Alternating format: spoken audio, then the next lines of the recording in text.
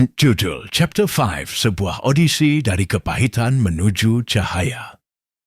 Di kafe Italia stasiun Tokyo, Ed menyeruput kopi, matanya menyapu kerumunan manusia. Aroma carbonara mengingatkannya pada garam laut. Bintan, tempat awal pergulatan. 5 tahun yang mengubah takdirnya. The Bintan, 2002, neraka pembentuk karakter Brit. 2 tahun pertama di Bintan adalah ujian getir. Ed, remaja 19 tahun tanpa ijazah, bekerja serabutan, bersihkan perahu, angkut barang, hingga sisa makanan dari dapur resort. Malam-malam di gubuk reot diisi lilin dan buku Inggris usang. Aku harus bertahan, bisiknya pada laut yang garang. Sementara hotel mewah di sekitarnya seakan menertawakan nasibnya. 22. Pertemuan dengan sang penyelamat. Ketika resort membuka lowongan, Ed jadi freelance guide untuk turis Korea. Ia belajar bahasa sambil tersenyum, menahan lapar dengan mimpi. Suatu pagi, Richard Clark, mantan komando Inggris, menghampiri. Kau punya api di mata? Mau jadi lebih dari ini? Richard melawan protokol HRD yang meremehkan Ed. Dia panglima perang di laut. Itu lebih berharga dari gelar. Ed terpilih, mengalahkan puluhan pelamar dari Bali hingga bule asing. Earn transformasi di laut, dari kuli jadi instruktur.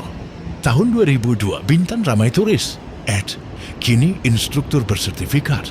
Mahir windsurfing, jet ski, dan sailing.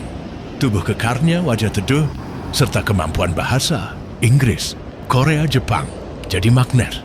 Pelanggan tak hanya melihatnya sebagai instruktur, tapi sahabat yang pahami jiwa mereka dan cinta di antara ombak.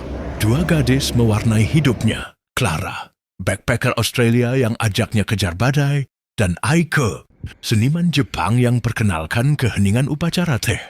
Mungkin ini cara Tuhan sembuhkan luka lama, gumam Ed, mengingat mantan yang dulu tinggalkannya karena statusnya. Melintasi batas, mimpi yang terwujud, undangan mengalir, Tokyo, Sydney, Eropa. Ed yang dulu tak mampu beli sepatu, kini berdansa di kapal pesiar dan temukan cinta baru. Sarah, gadis Prancis yang kagumi kerendahan hatinya.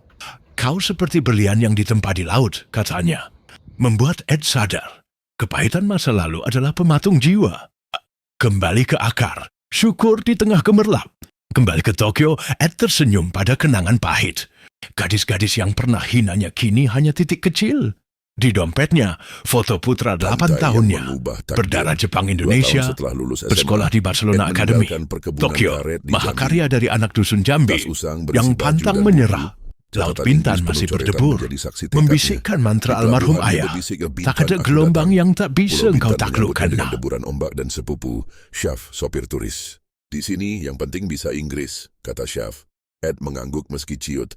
Grammarnya berantakan, tapi ia yakin pantai ini memberinya kesempatan. Ia tinggal di gubuk reyot milik keluarga asal Pekalongan. Syaratnya mengajari 2 anak kembar bandel. You are... Ujarnya terbata-bata malu saat si kembar tertawa. Malamnya ia belajar dari film barat, menirukan aksen turis di warung kopi. Telepon dari ayahnya menghancurkan hati. Adiknya mulai sering bicara sendiri, sementara sang pacar menikah dengan lelaki lain. Ed menatap langit Bintan, air matanya kering oleh angin laut. Aku harus bertahan, tapi Bintan tak mudah. Resumenya ditolak di setiap resort, butuh lulusan pariwisata incar HRD, menunjuk pelamar dari Bali. Ed tamat tanaman, tidur di terminal, kerja serabutan, bersihkan perahu, antar barang, jadi tukang pijat dadakan. Suatu sore Bang Iwan, guide turis Korea, menawari kerja. Gaji kecil tapi bisa belajar. Tugasnya bawa tas turis, hafal frasa Korea, tersenyum. Turis Jepang, Aiko, jatuh hati pada senyum polosnya. Hubungan mereka bertahan sebulan. Bang Iwan mengganti Ed dengan adiknya. 2 tahun berlalu. Ed kini di depan Coral Paradise, resort mewah. Wawancara dengan Mr. Richard, manajer Inggris. Bahasa Inggrismu unik, tapi kegigihanmu mengesankan. Ed diterima sebagai instruktur olahraga air. Malam sebelum kerja, telepon dari kampung, ayahnya meninggal. Ed menggigit bibir berdarah. Maafkan aku ya, adik-adik butuh biaya sekolah. Harinya diisi teriakan turis jet ski dan latihan penyelamatan. Mr. Richard suatu kali mendekat.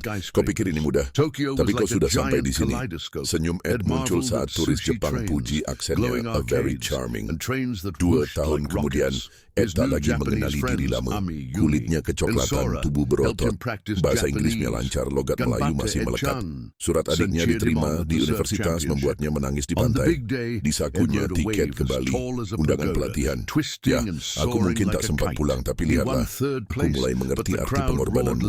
Matahari terbenam menyala seperti api. Cahaya yang sama di perkebunan karet kini memantul di Bintan membawa janji. Mimpi tak pernah mati, hanya berubah bentuk.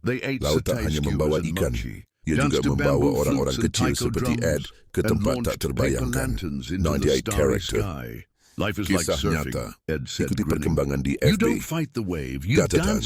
Dialog dipadatkan, deskripsi sekunder dikurangi, alur tetap utuh.